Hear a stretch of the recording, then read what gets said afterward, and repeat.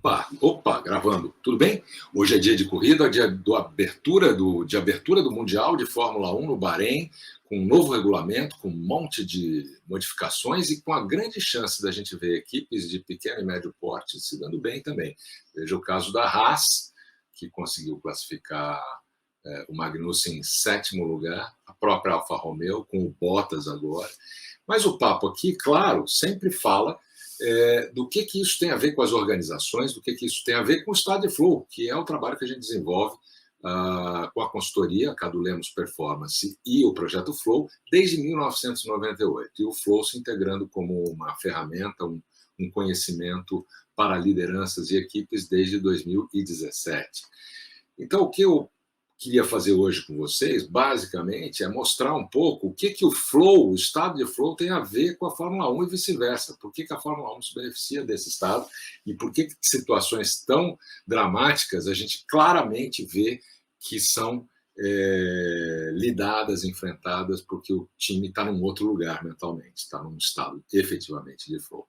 Queria mostrar então para vocês, vou botar aqui um slide, e passar a comentar um pouco com vocês o que tem a ver, então, essa questão do estado de flow. O Pit Stop Experience é um programa que eu desenvolvi há muitos anos, em 2003 para 2004, junto com o ex-piloto e ex-chefe de equipe, que é a Cupati, que infelizmente nos deixou alguns anos atrás.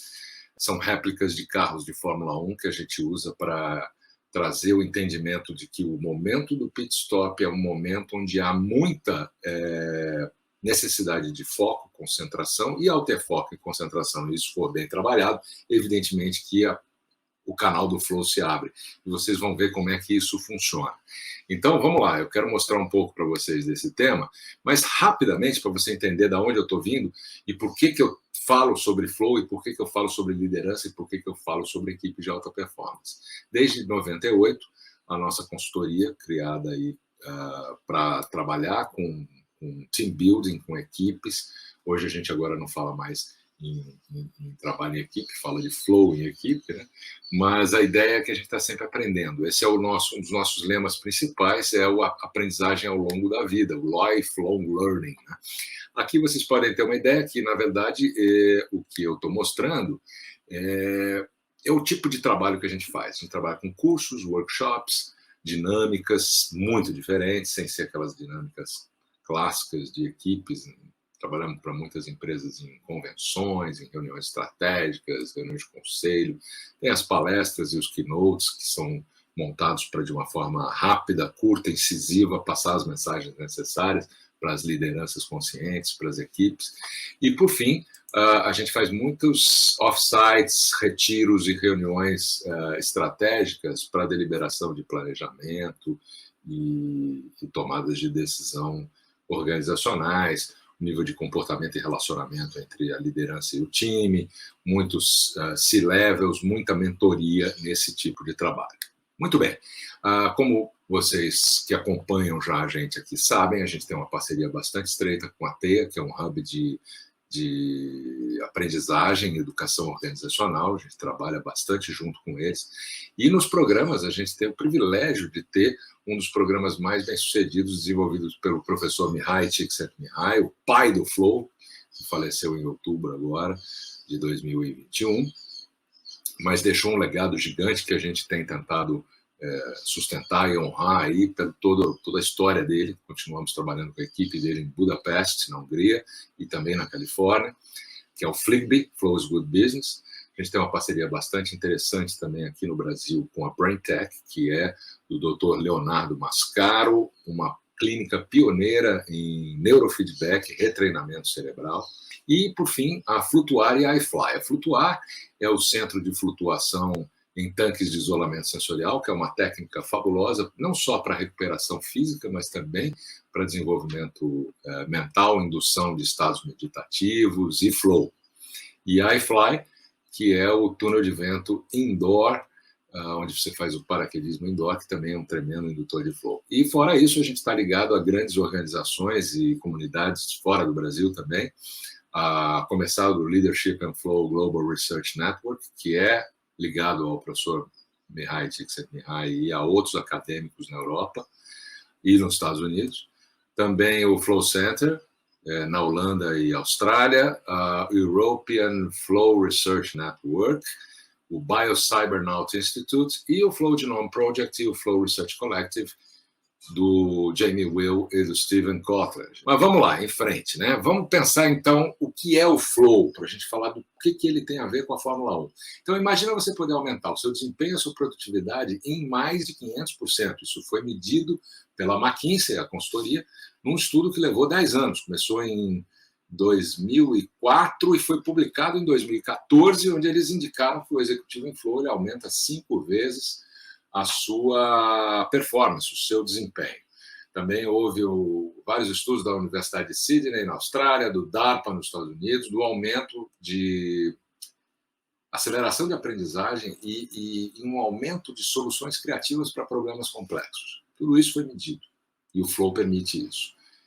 Evidentemente que a gente está falando de coisas que trazem, ao trazer foco e concentração, que são os passos para o Flow, trazem a possibilidade de você também gerir de forma muito positiva a sua saúde mental. Então, o Flow é um estado onde você está no seu melhor. Você está no seu melhor físico, no seu melhor mental e no seu melhor emocional também, para qualquer atividade que você esteja engajado. Porque a premissa do Flow é que você tem que estar engajado em uma tarefa, com a sua atenção e teu foco voltados para alguma coisa, que pode ser um esporte, um hobby, uma conversa com alguém, uma tarefa profissional, não importa, mas se você está efetivamente engajado, você tem chance de abrir o canal do Flow. Mas para isso, obviamente, que o foco é o caminho principal.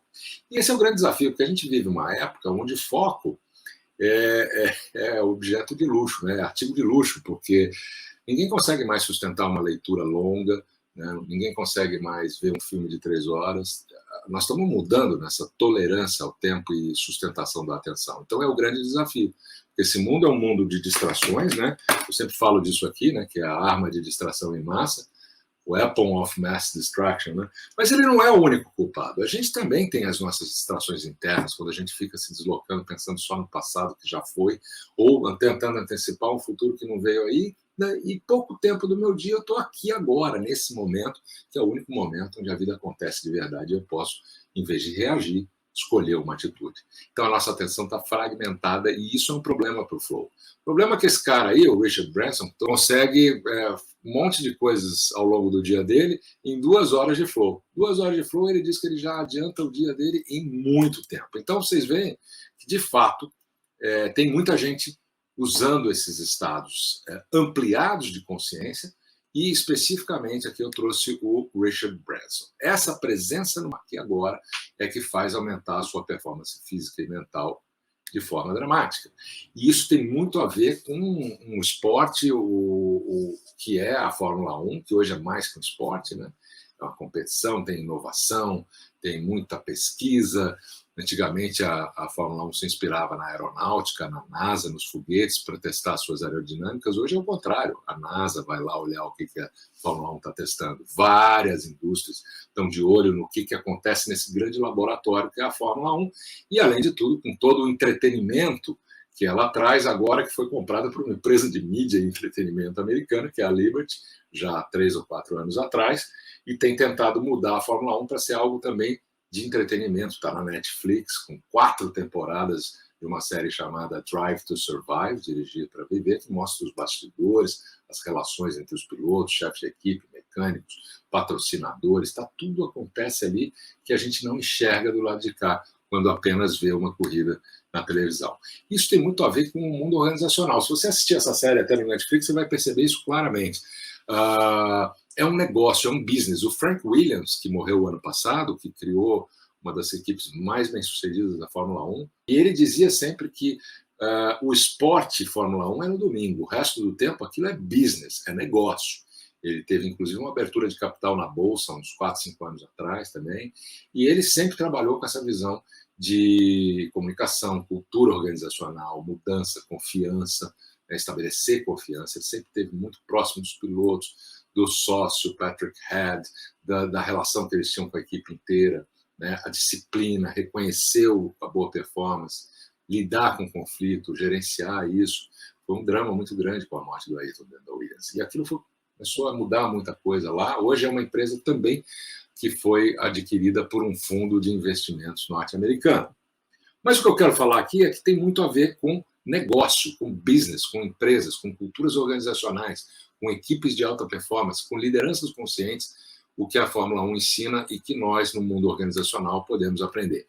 A primeira coisa que eu sempre falo, muito interessante, é que, como na Fórmula 1, nós aqui no lado organizacional, as empresas, eu falo isso para os meus clientes, nas consultorias e nas mentorias, todo mundo quer resultado. A gente está sempre buscando resultado. É isso que a gente quer, claro. Vitória, né? Cruzar a linha de chegada em primeiro lugar e ganhar o campeonato não pode ser mais o objetivo final, tem que ser consequência de alguma coisa que acontece antes.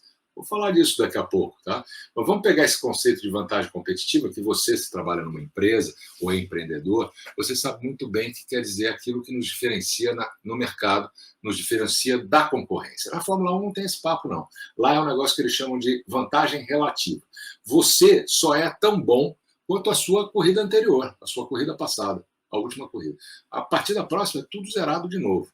Então, gente, essa constante busca do foco, da atenção aos detalhes é o que faz com que o mundo da Fórmula 1 tenha equipes realmente diferenciadas. E outras coisas que tem como características lá na Fórmula 1 é que lá não tem caça às bruxas. Ninguém fica procurando culpado quando alguém erra alguma coisa. Tá? E erra, hein? Vê o pit stop que tirou o campeonato do Felipe Massa em 2008 em Singapura, a equipe Ferrari errou muito feio quando deixou preso deixou presa a mangueira de combustível no abastecimento, ele perdeu pontos preciosos.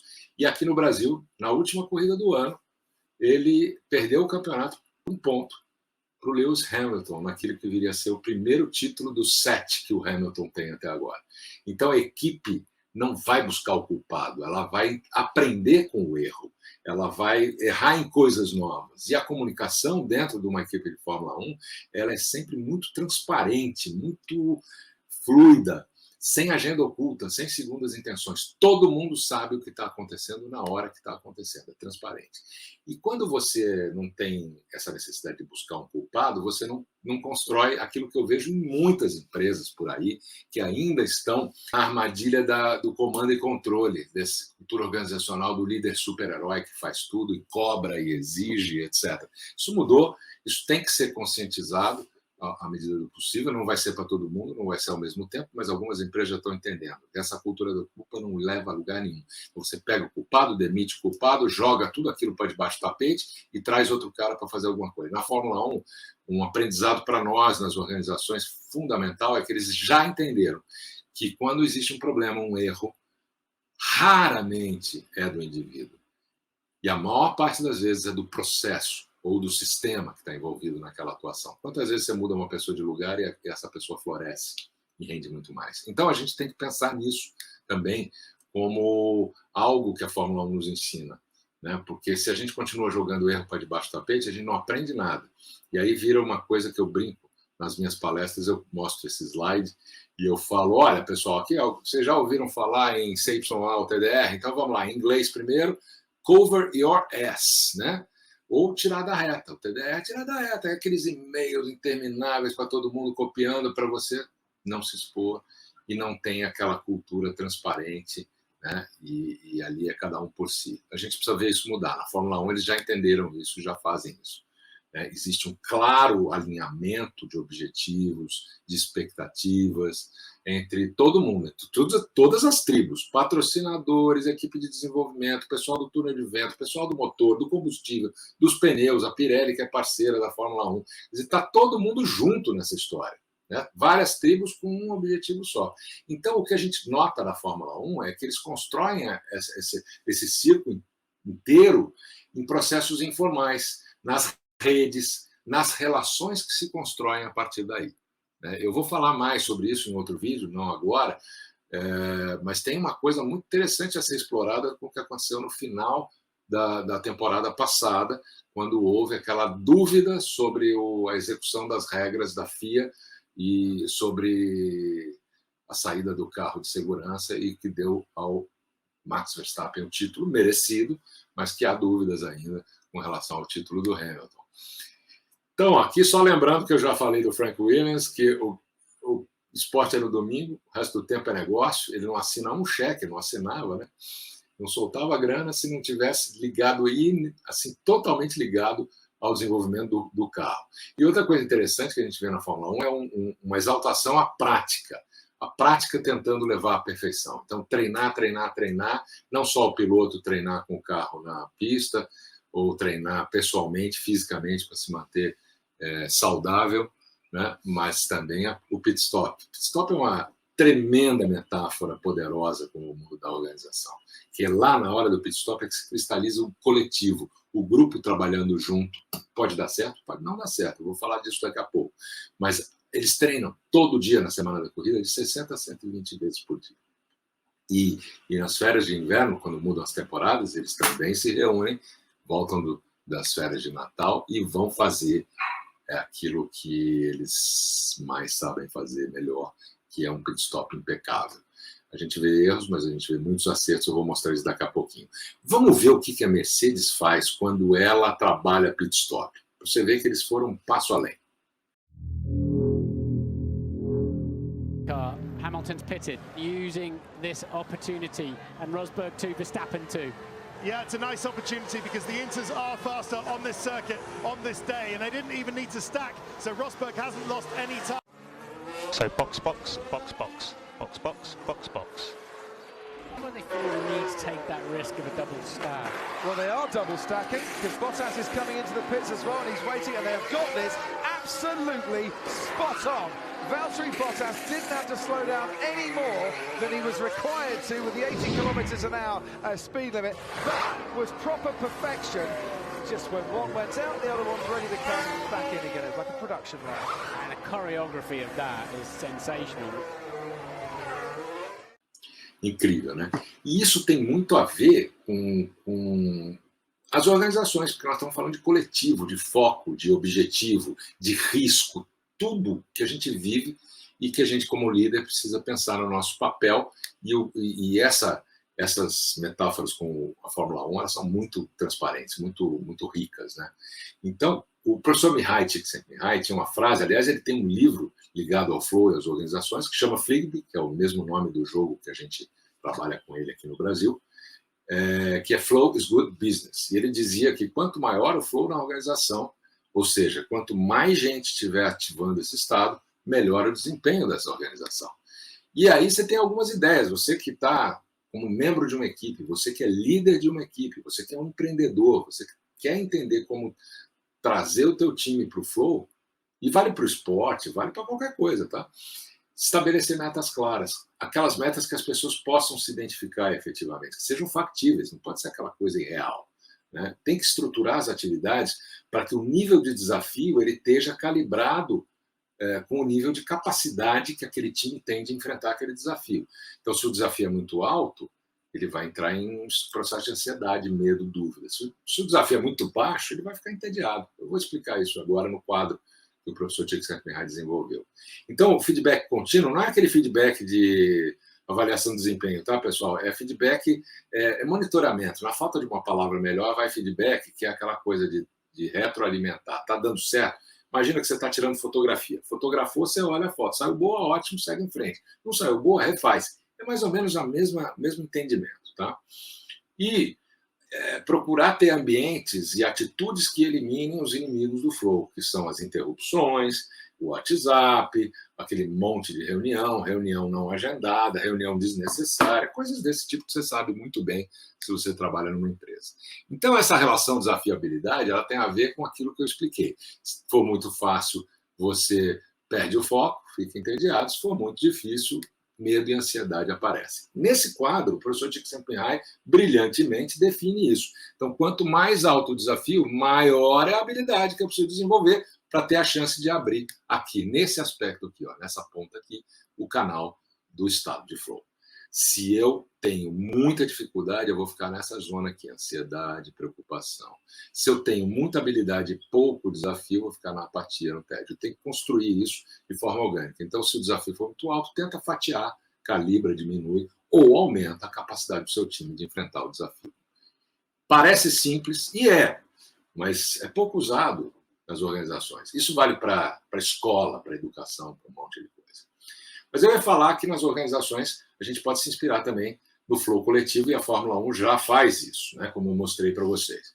Então está aqui o estudo que foi publicado recentemente, no final do ano passado, em outubro, pela Caltech, California Institute of Technology, e pela Universidade de Toyohashi, no Japão, um programa, um estudo liderado pelo professor Mohamed Sherrata, com quem eu estarei agora em abril, conversando. Nós vamos gravar um webinar juntos, talvez seja ao vivo, eu vou avisar vocês mais adiante. Ele e o time dele entenderam que existe uma assinatura única quando os times que trabalham juntos têm uma meta única, um objetivo conjunto e estão focados naquilo, com concentração e com os gatilhos do flow ativados. O que acontece? Olha só a notícia do The Times, em cima do estudo que foi publicado no ano passado, fala que as equipes trabalham melhor quando os cérebros estão em flow. E isso aumenta tremendamente a capacidade de entrega, de produção, de performance de um grupo. Então, 2 mais 2 é igual a 6. A relação é mais ou menos essa. Então, você vê aí, a gente vai poder explorar esse conceito com o professor Sherrata na nossa conversa com ele agora em abril. Mas você vai vendo que existe uma assinatura única e isso traz muito poder para uma equipe que consegue ativar o flow. Então, veja, objetivos claros, feedback imediato, ambiente de baixa distração e foco, foco, foco. Com isso, você vai conseguir efetivamente construir o flow coletivo. Olha, para as equipes, e aí estamos vendo a hora do pit stop, as metas são compartilhadas. Todo mundo trabalha pelo mesmo objetivo. A Fórmula 1 é assim, tem que trocar o pneu o mais rápido possível. A sua empresa é assim também, né? Tem risco, claro. E todo mundo sabe que tem risco. Todo mundo está envolvido, investido totalmente na atividade e no projeto. Em tempo, recursos financeiros, recursos humanos. E essa história do risco quer dizer o seguinte, olha, o meu está na reta, mas o seu também. E estamos juntos, e é legal, e vamos lá, porque isso é um gatilho poderoso que também aciona muito mais foco, concentração e, portanto, a chance de você abrir o canal do flow. O que mais você tem? Comunicação constante. Quando um grupo se conhece, se fala, às vezes não precisa nem se falar, só de se olhar já está conseguindo fazer a coisa andar, né? E essa comunicação constante, né, que é a versão coletiva do feedback individual. A outra é uma versão coletiva da humildade, é quando você tem os egos, né? Eles não estão querendo aparecer um mais que o outro, todo mundo sabe que tem a mesma responsabilidade, a mesma entrega, o grupo tem familiaridade, já se conhece, enfim, todo mundo está na mesma página e a chegada dos insights não causa nenhuma discussão, nenhum debate. É aquilo, vamos em frente. Só um detalhe, essa foto aí é da equipe Red Bull fazendo a troca de pneus com gravidade zero, um daqueles aviões russos que vai até a estratosfera, e é sensacional. Aqui no YouTube tem um vídeo sobre isso também, se você procurar é fácil achar. E eles fizeram em 10 segundos, que é uma coisa impressionante. Bom, pessoal, estamos chegando ao fim aqui, mas a ideia é a seguinte, é dizer que o flow coletivo, na Fórmula 1, por exemplo, uma equipe que troca pneus com frequência, né?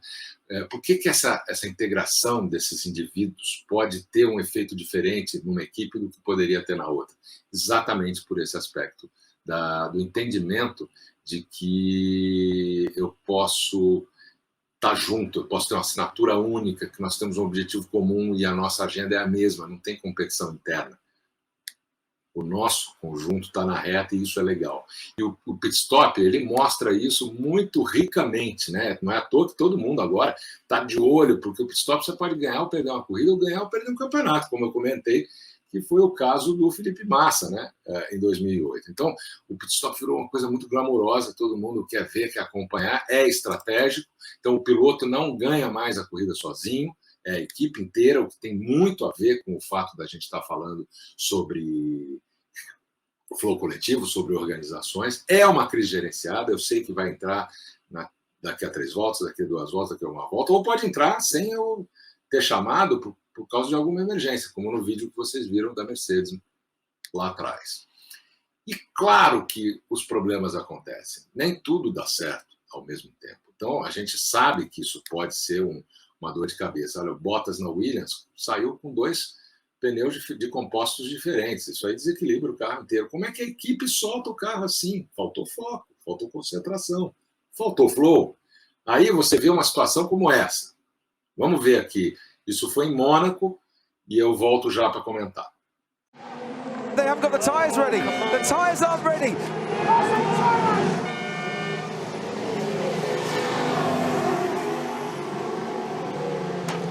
Ricciardo is sat there waiting. Did he make the call? Did the team make the call? Whoever made the call, the tyres weren't ready. Super soft tyres going on. Hamilton now makes his way around Anthony Nose, the final corner. Ricciardo put in a really decent lap, but is it going to be enough to come out of the pits and lead this Grand Prix? I rather get the feeling that it's going to be tight one. Here comes the Mercedes of Lewis Hamilton. Ricciardo on the inside. Hamilton takes the lead, but Ricciardo, of course, has that inside line into Sandoval. Hamilton now leads after a pit stop that saw Daniel Ricciardo sat stranded waiting for his tyres.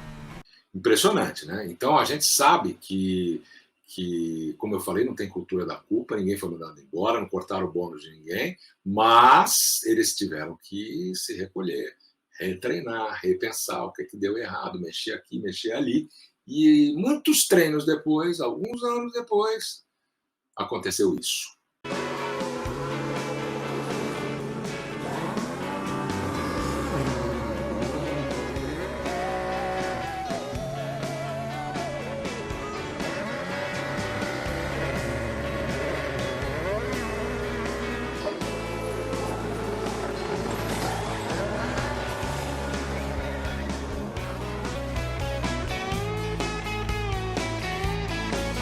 Incrível, né?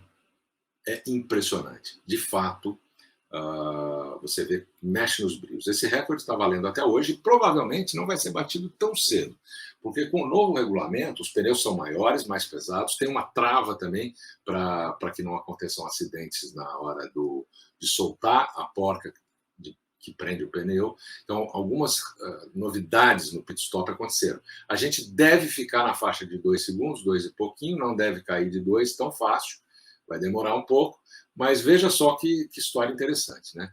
Como é que a gente pode aprender com tudo isso? E eu quero fechar a conversa hoje com vocês aqui falando sobre o Projeto Aristóteles. O Projeto Aristóteles, ele é uma realização do Google. O Google levou 2 anos, usou a pesquisa em 180 times no mundo inteiro, onde tem Google. Foram mais de 200 entrevistas com 37 mil colaboradores e 250 variáveis, atributos diferentes, coisa abessa. E eles concluíram algumas coisas muitíssimo interessantes. Primeira, segurança psicológica. Todo mundo se sente confortável para defender o seu ponto de vista. Então, aquele ambiente acolhedor, onde a gente não critica um erro, a gente acolhe e aprende com ele. A gente, como ser humano, sabe, né, que a gente critica e julga o outro o tempo inteiro. A gente sabe isso. Isso é da condição humana. Mas essa pesquisa mostra isso. E outros 4 itens que estão aí, que você pode depois estudar um pouco, basta procurar o tema Projeto Aristóteles no Google, que você vai entender. O que eu queria destacar é que essa pesquisa, junto a esse primeiro ponto, que é da segurança psicológica, ele traz como conclusão que esse é o principal indicador da alta performance. Um dos líderes dessa pesquisa foi o Charles Duhigg, que escreveu o livro O Poder do Hábito, né, que todo mundo conhece. E ele diz que o Projeto Aristóteles é uma lembrança de que quando as empresas tentam otimizar tudo, elas constantemente se esquecem que o sucesso é construído em cima das experiências, as interações emocionais, as conversas, as discussões daquilo que a gente quer ser e como a equipe, né, os nossos colegas, nossa liderança nos faz sentir. Então, gente, isso aqui é para encerrar o papo aqui, não é ter uma equipe super, hiper, tecnicamente formada, porque isso eu posso prover, posso dar capacitação, mas eu preciso fazer com que essas pessoas se deem bem, que as relações entre elas e os outros dentro da organização possam ser positivas. Então, nós estamos falando de relacionamento, nós estamos falando de flow, nós estamos falando de segurança psicológica, nós estamos falando de comunicação transparente, de confiança. Confiança, a palavra já fala, é com fé, eu não pego, eu não vejo, mas eu sinto. Ou não sinto, e se eu não sentir, a coisa não sai. Olha aqui, o slide final que eu quero dividir com vocês é isso. Por que o pit stop é importante? Porque ele cristaliza, ele mostra ali se está tudo bem com aquele time. É onde a coisa toda do coletivo floresce. Então, é o interface, as relações entre o piloto, os mecânicos, os projetistas, os engenheiros, o chefe de equipe, o pessoal do marketing, do patrocínio, as outras equipes também. Então, é por isso que eu desenvolvi há muitos anos, já desde 2003, 2004, esse programa que busca trazer um paralelo entre o mundo da Fórmula 1 e o mundo das organizações. E eu quero deixar, então, você com essa reflexão. Por que algumas equipes são tão diferentes das outras? O Stradiflow é uma dessas respostas.